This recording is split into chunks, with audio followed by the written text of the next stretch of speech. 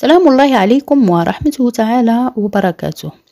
توشيح واستقبال ملكي وجماهيري غفير ينتظر أسود الأطلس يوم الاثنين في الرباط.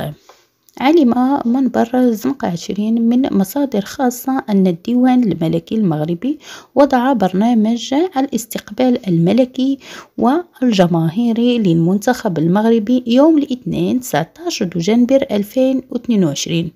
وتضيف نفس المصادر أن الطائرة التي ستقل عناصر المنتخب الوطني من دولة قطر ستحط على أرضية مطار الرباط صلة، لينطلق بعدها الاستقبال الشعبي والجماهيري على طول الطريق المؤدية إلى القصر الملكي بالرباط.